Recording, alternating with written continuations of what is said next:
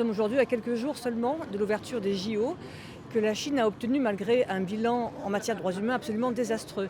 Donc nous voulons dire aujourd'hui aux parlementaires en général, mais aussi à tous les citoyens et les citoyennes pour lesquels les droits humains comptent, qu'on ne peut pas laisser faire ce qu'on appelle ce sports washing.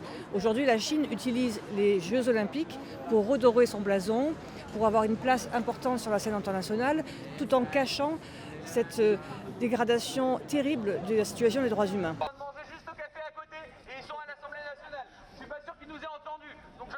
Nous pouvons comprendre bien sûr que le boycott diplomatique, s'il était vraiment général, serait une bonne stratégie. Nous pensons encore plus efficace de briser ce mur de silence, de briser cette stratégie du déni qui est celle de la Chine.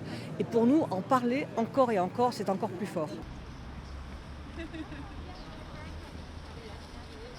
Donc ce que nous voulons, notre demande extrêmement claire et forte, c'est un mécanisme indépendant et impartial pour pouvoir enquêter sur les terribles violations qui sont commises non seulement au Xinjiang, mais plus généralement sur le territoire chinois.